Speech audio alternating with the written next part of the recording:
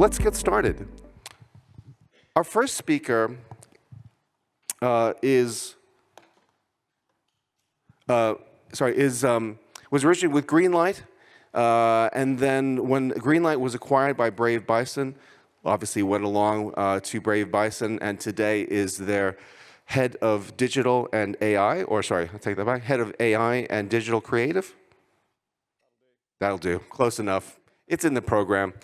And they're a fascinating company as well. I thought in my research that they were originally created by a guy named Charlie Muirhead, who is a kind of London-based serial entrepreneur. Today, he sold his interest on and is now he's been doing since 2015, head of something called CogX Festival, which explores AI and is now doing festivals all around the world. And they also relatively recently purchased The Social Chain, which is probably an agency name familiar to you all because of its association with its founder, Stephen Bartlett. And that appears to be going well for them and cool. So it must be a very interesting place to be indeed. Our first speaker was also a previous speaker at Dibi, where he has been an early adopter of the use of AI tools in his creative process. He returns today, though, not to talk about that, to talk about a totally different way that they're using AI tools within his practice with regard to really ultimately trying to understand our customers better. I remember reading more than 30 years ago a book about the one-to-one marketing future, which promised about how technology was going to magically help us understand our customers right down to every single person. And of course, there has been some progress there, but our next speaker argues that LLMs represent a really big opportunity for taking another big step forward in that journey. And so we welcome Matt Garbutt to our stage to start off Dibi 2025.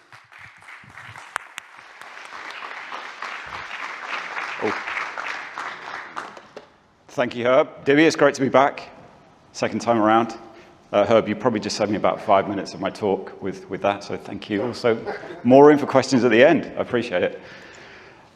This is about audience for the next 25 minutes or so. This is the bit that Herb saved me a few minutes on, so I don't need to get too far into this, but suffice it to say that as a digital creative and one who's been particularly focused on the performance space over the last 10 years or so, by which I mean performance marketing. I'm the guy who makes the ads that follow you around the internet. Sorry. I'm very focused on audience, so matching message to mindset and to person, to people. So that, along with some sort of I would say reasonably early adoption of AI has kind of led us on an interesting path in the agency to a point of where we are now, which we will get to. Just quickly to expand on what Herb was saying, where Brave Bison is right now as a group is the agency calls itself the place that capitalizes on complexity from trend to spend. What does that mean? Well, at the trend end, we have a digital media network and a sport and entertainment marketing business, very much about kind of fan engagement. That's called Engage. Social Chain in the middle. Everyone's heard of Social Chain, needs no introduction.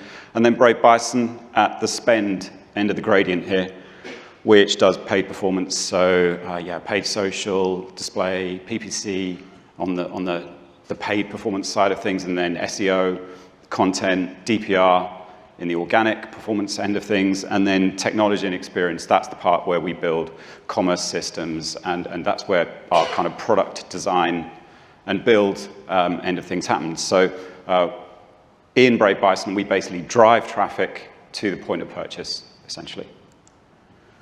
Work with a bunch of brands. We find, actually, that the longer we work with a brand or a client, the better things get. New Balance is a great example of that. We've been working with them for about 11 years, and our results have never been better. So we prefer to work with a small amount of bigger clients that we can do more focused and better work with. And of course, we're in a world of newness. I'm sure we can all agree that the rate of change is kind of exponential at this point. It's beyond, the speed of it is beyond anything that I think we've really experienced before. And you know, we've been through, all of us have been through kind of, you know, the internet boom, and maybe many of us have been through the first .com boom and the second one, but what's happening right now is much faster than that, and arguably more dramatic, with new platforms, behaviors, audiences, which we're going to talk a lot about today, trends, technologies, of course, the second focus of today, and then regulations. But if we could turn back time, when it comes to audience, we would see that we used to know them so well. They were really, really in sharp focus for us, because we used to have loads of first-party data that we could use at will. We could overlay that with third-party data. And then we had data management platforms, particularly in the performance space, but in wider marketing circles as well, run by data scientists who could pull out our people from the data in granular detail, with all of the over-indexing, the under-indexing, and extreme levels of detail that we needed to understand our audiences so well, so that we could make those ads that followed them around the internet. But along came four evils a few years ago. The first of them was GDPR, and we kind of experienced a data shock at that point. Didn't know if we were data processors, handlers, owners, whatever, or whether we could use the data. We've got an ongoing conversation about cookies and no cookies, and I think at the moment we're in the yes, we can use cookies camp, but let's see how that goes in the near future. And then platform black boxes. Now, anyone in the performance space would know that when we make audiences on the big ad platforms, we have to kind of do it by proxy. We can't really see what's going on there. We can't really see exactly who we're talking to, unless so we can download the audiences to know who we're talking to, which leads to fragmentation of customer journeys across those platforms when we try and plan our consistent comms. So in many ways, our audiences have become kind of silhouettes to us at this point. And then the other thing is that market research and focus groups are really costly and lengthy. Now, apologies anyone in the kind of the user research business here right now, but I'm sure you can all agree that is the case. It takes a long time to put a focus group together, or a user research group, etc., and then run it, pull out all of the analysis and insights, the reports, and then actually take action on that. And to be honest, that's out of the hands and the capability of a lot of the customers and the clients that we work with, and indeed a lot of the agency landscape as well. But the good news is there's still plenty of data. It's just that it's been really hard to use it up until this point in time. So we increasingly are dealing with clients who are adopting CDPs. A lot of them already had them and have adopted them over the last few years. Almost all of our clients have CRMs, so there's plenty of data, but the problem is they're kind of drowning in it. There's so much that they just don't have the wherewithal, the capacity to go through it, because it takes, for the most part, like weapons-grade data science platforms to do that. Platforms like Data IQ, for example, and then data scientists to run that show as well. And data scientists are kind of in short supply right now, because AI is kind of sucking them all up. So the net result of that is that our clients have a sort of a fuzzy view of who their audiences are, despite the fact that they've got all this data over here that tells them exactly who they are. Until now, maybe. So this is a research paper, which I think is, for me, is kind of seminal. It was released in September 2022 by Cornell University. And it's predicated on the idea, the concept of silicon sampling. Title here, using language models to simulate human samples. Now, I'm just going to pull out a couple of quotes out of the abstract to just kind of land this and bring it home. The first one is that they showed that the algorithmic bias within one such tool, the GPT-3 language model. Now, actually, I'll flick back here, because September 2022, and as I think Herb might have mentioned, is about a month or two before ChatGPT launched on us and changed our world in around October, November 2023. And the language model at that point in time, the state of the art was GPT-3, which is now a dinosaur. Anyway, they showed that GPT-3 is instead both fine-grained and demographically correlated, meaning that proper conditioning will cause it to accurately emulate response distributions from a wide variety of human subgroups. In other words, you set the machine up right, you get a focus group. And further, they suggest that language models with sufficient algorithmic fidelity thus constitute a novel and powerful tool to advance understanding of humans and society across a variety of disciplines. So, in this room, we are in the business of understanding human beings and how they interact with the products and the messages and the services that we design for them. And furthermore, the industries in this room, none more so, have been impacted by AI and the launch and the adoption of it. And I would say, actually, it's probably more the case that if we want to be, we can be augmented by it. So you can see where this is going by now. A couple of years ago, when I was at Divi last time, we kind of touched on this, and there was a kind of a prototype version of this where we asked the question, can we do a UX research journey using AI? And it was, at that point, admittedly now, I look back on it, it's very prototypey and very early day, but a couple of years down the line, things are much, much more advanced. And we know the tech that much better. We've used it, and we are using it day to day. And the tool that we've built, we call Audience GPT. And we think that Audience GPT is the only immediate way of bringing our clients' audiences to life. We call it a focus group at our fingertips because we can talk to these audiences whenever we want. Now, there are two phases to making an Audience GPT. The first phase is finding the people in our data, and this is probably the heaviest lifting phase of the two, where the most work goes and the most complex work goes, actually. We have to start, ideally, that is, we don't have to, but ideally we start with anonymized first-party data to do this. And then we go on a clustering journey. Now, I'm sure there are people in the room who know the difference between segmentation and clustering, but I'm going to talk it out, assuming you don't know that. Segmentation is kind of an old money way, in my view, of doing audience analysis.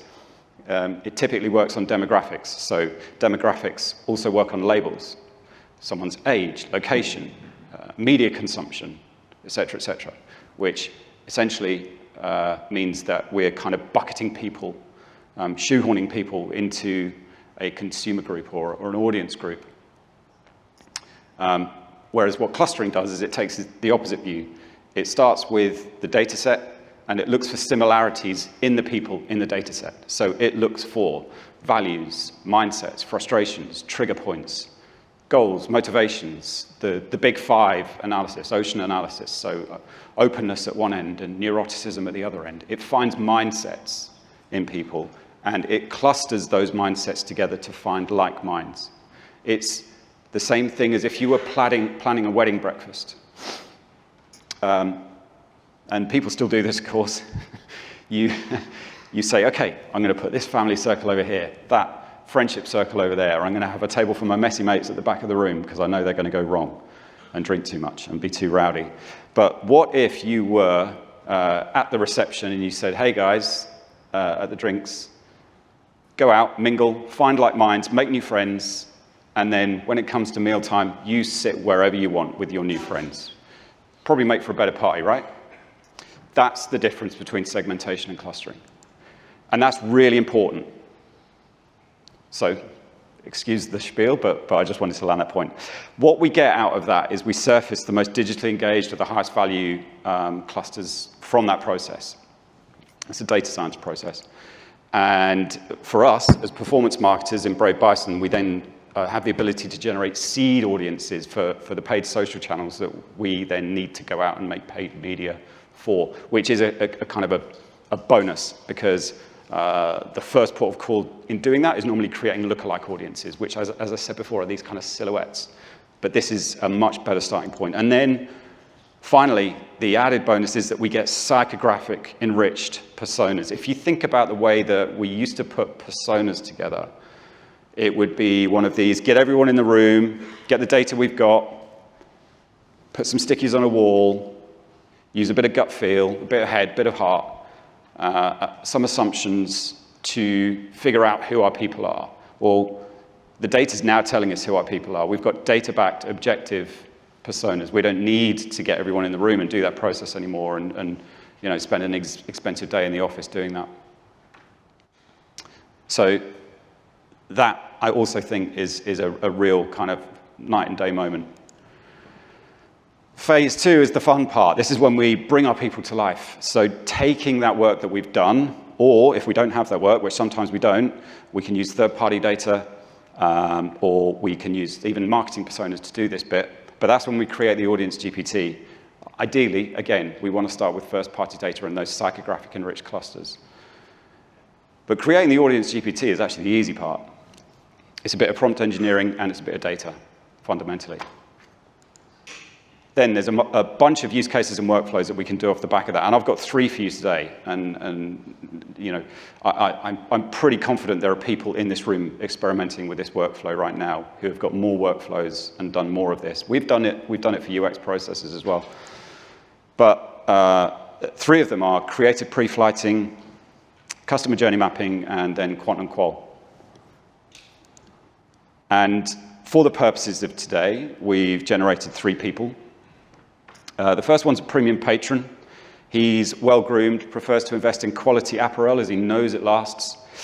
Then we've got a banking buyer. She's interested in the idea of challenger banks, but hasn't yet made the jump. And then QSR Quester. He lives in the city, loves his nightlife. He's the glue of his circle. Friends are family to him.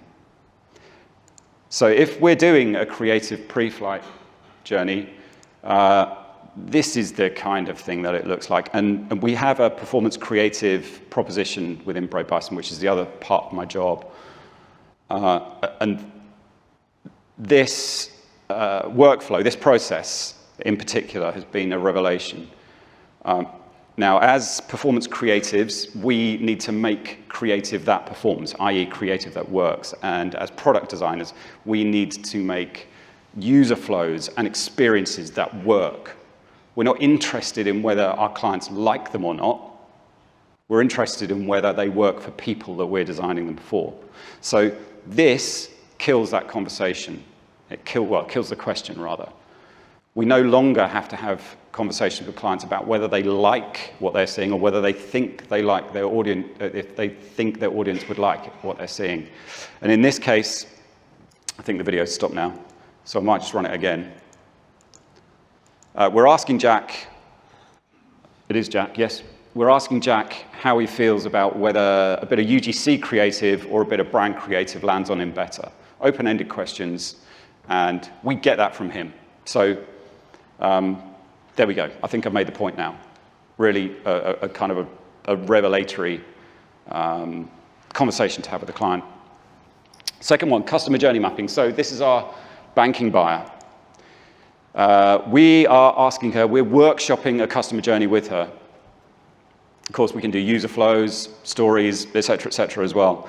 In this case, we've asked her to workshop that with us. We're getting it direct from her. Now, as a strategist or a UXer, typically, you're going to be putting one of these together, and you're going to have to put yourself in someone's shoes. Well, we don't have to do that anymore. We can get it live and direct from the person. So taking a journey from inspiration, in this case, because we're on a paid media journey here, from inspiration through research to consideration to choosing to actually buying something, we get a full kind of empathy map customer journey as an output. And we get it from her. And we can do 1, 5, 10, 20 of these, and then we can analyze the results of them, as many as we want. And then finally, a bit of quant and qual. Well, quant actually here. We've got Alex. So we asked Alex to bring 4 of his mates along to a conversation. Actually, he was a bit cheeky, and he said, I can't bring my mates to the chat, however, I can definitely tell you a bit about them, and that was good enough for us. So following on from that, we just put in a quick, short, 5-question structured survey. some open-ended questions, some Likert scale questions to Jack and his mates. Got the answers, and then downstream of that, run some analysis on those answers, so a bit of thematic analysis and a couple of other points of analysis and output as well. So, yeah, it doesn't have to be 5. Again, it could be 10, 20, 100. We're generating data here. And what I should have said a few slides ago when we were looking at that research paper from Cornell University was that other studies, and indeed I think the Cornell study found that the responses that we get from the language model are a 90th percentile match for what we see in real life. So, you know, near as damn it. You're probably wondering at this point, in case you haven't done this up until now, or you haven't made any custom GPTs, how you do it. Well, it's very easy to actually make an audience GPT. If you've got a ChatGPT account, or indeed even an Anthropic account, you can do it with an Anthropic project. I'm, in this flow, going to tell you how to do it with creating a custom GPT. You simply go up to the right-hand top corner of your ChatGPT UI. You go to My GPTs, and then you create a GPT, which is a dead simple process of putting in that prompt, that system prompt, to tell the GPT how you want it to behave, what you want it to do, being very, very clear about it. It takes a bit of prompt engineering, but it's not, you know, we're not talking rocket science here. And once you're happy with your system prompt, yes, you can iterate it, of course, you can test it. You then upload the data set that you want to work with as well. And what we're basically doing is we're saying, as I'm sure we're all aware, language models are trained on a universe of data, right? And we can take them at face value and use them for this process. But what we're doing is we're adopting a process or a practice called RAG here, Retrieval Augmented Generation, which basically gives our custom GPT a specific data set to work with as its first port of call. In this case, the audience data set that we're working with. And that's it. You've then got your custom GPT to be able to talk to your audience at any point in time. Now, what we've learned, that the methodology is accurate. You know, we've done a bit of research ourselves to find out, well, actually, is what we see here in terms of results, does it reflect what the research has told us? And we found that it does. We can reach niche audiences. We can reach any audience, in theory. We get instant insight, of course. But, of course, we also don't rely on it, and we always check its homework as much as we possibly can. Now, if I'm dealing with the outputs of 100 structured surveys, then obviously it's hard to read through all of the answers to all of those surveys, but I can run analysis on it to see if it's kind of, you know, heading in the direction that I would expect. And if it's not heading in the direction that I would expect, then that's also interesting. It could be wrong, and it might need further verifying, but you get the point. It could also open up new avenues as well. Risk of leading the witness is, in our experience, an important one. We keep everything open-ended when we're putting a GPT together with any of the models, with GPT-4, with one of the new reasoning models, or you know, anything kind of further advanced, or even sometimes regressive. We don't mention the brand that we're working with, and pretty much all of the questions that we ask are open-ended. Bias must be prompted out is another good one, actually, which I haven't highlighted there, but all of these are relevant. An inherent bias is a thing in language models, as I'm sure most people are aware as well, and sometimes we have to prompt that out. So how have they been useful? Do we know this stuff actually works? Well, this case study is for a travel brand that we work with. Again, it's paid media. Now, and this is performance creative again, so paid media and performance creative.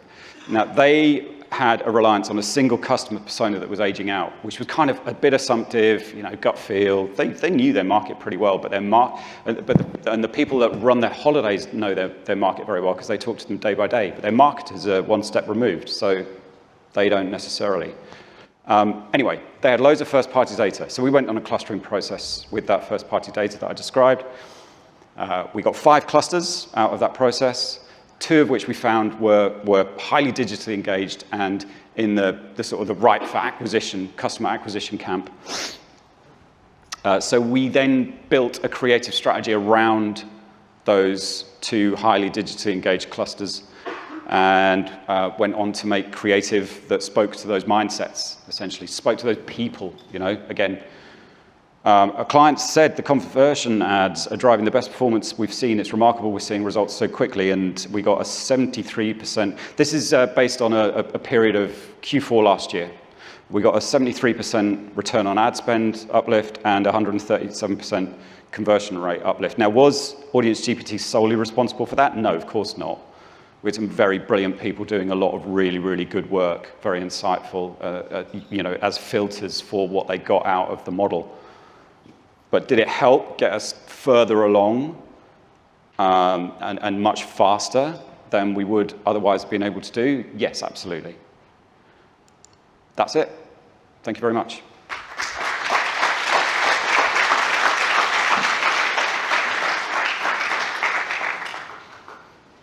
Matt, thank you.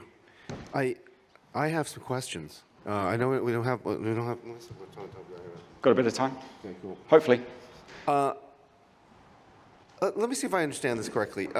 So you, at the end of this process, you effectively have customer segments that you can query without querying any actual customers. Is that effectively? Yeah, we can talk to the people in the data. The machine brings those people to life. Right, and the advantage is that there's no focus groups, there's no surveys. You just can query Audience GPT. Yeah. And so things like, could you A/B test emails or images or Absolutely, whatever? yeah. Sorry, I was going to mention, yes. I gave the example of testing ads on people. We can test interfaces. We can test user flows. Yeah. We can, yeah. Wow. Okay. Cool. So you've kind of made customers redundant in a sense, other than they Well, have to then buy stuff. But then all the other messiness of trying to figure out what that customer wants is okay. As you acknowledge, it's not perfect, and then it still needs, just I guess in the same way, full self-driving isn't perfect yet, so you still need people to pay attention to what it's actually doing. But that 99% or whatever, some high percentage of it is actually pretty reliable. Okay, that's really interesting. So, okay, now we still have a flow of questions coming in here. So, well, let me just understand though, because in the process that you gave us on the slide, you talked about right. That your client is Trafalgar, right? Yeah. It has lots of first-party data. But what was that first-party data like? What were the first? It was pretty good, pretty rich. We had we had ages, location, spend amount, endpoints, number of trips they'd been on. A good data set. Yeah. Okay, cool. Yeah. And then how do you then take that? Because you said they had basically a single persona that was quite old. So how do you then take that and create clusters of? So we have different ways of going through clustering. Yeah. Sometimes we use a language model to do that, and sometimes we use a data science platform to do it. Depends on how big the data set is that we're working with, generally speaking. Okay. But yeah, we go through clustering is about a 7, 8, 9-step process. But you start by cleaning the data. You then add any kind of features or dimensions through feature engineering that kind of enrich it. Then you go through the clustering process itself. Then you validate the clusters that you found through a process called silhouette scoring. Okay. Yeah, and then you've got your clusters. Okay, and that clustering process, that's all outside of the LLM, right? Is that traditional? It can happen. Clustering can happen using a language model-based process because the language models know how to do clustering. Wow. Yeah. Okay.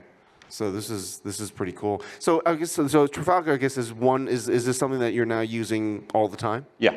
Wow. Day in, day out. And is it something that's kind of replaced a lot of traditional marketing segmentation practice?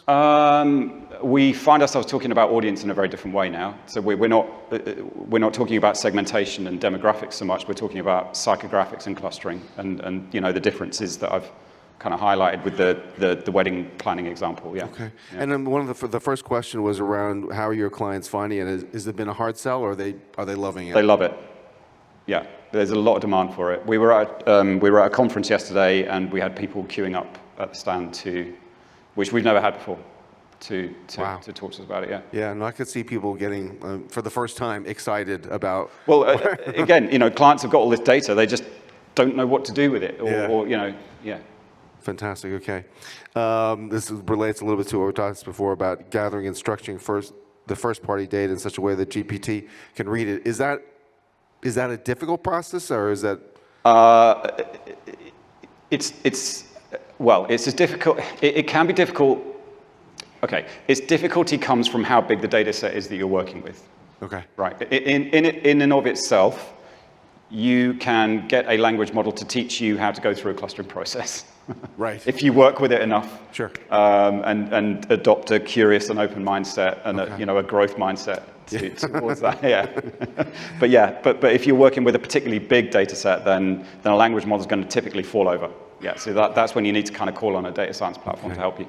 All right, I think we are in fact running out of time. But I've got one of the other questions that came in. Have you actually validated the results coming out of Audience GPT with actual humans to say, does this actually match up with? Right, not with actual human beings in an actual face-to-face way, but no, we validated it in other ways, so we can hold it up against prior results, performance results, and pieces of there are a number of different data points. The next thing we want to do actually is, and we've been talking about this, is putting a Google survey out there to gather a bunch of insight and then holding that up against some further research that we do with Audience GPT. Yeah, well, I mean, I guess ultimately, in the case of the Trafalgar, I guess to some extent, I mean, you bring up the fact that, yes, it wasn't solely responsible for it, but it showed clearly positive results as part of a suite of things that you guys did. And again, are you finding that pretty consistently, that across other clients that you're using this with, you can see a appreciable difference? We're seeing that. I wouldn't say that, because we're still early days here, right? I mean, as I said, we're 2 years down the line from some very kind of early work that we were talking about at the last Dibby when I, in my last talk, which was kind of early UX journeys and whatnot and research. But to this point, it's maturing and we're seeing results come in. So I would still say it's early, but it's further along than it was a couple of years ago. Matt, that is really fascinating. Thank you so much for this first talk. Thank you. Thanks. Cheers.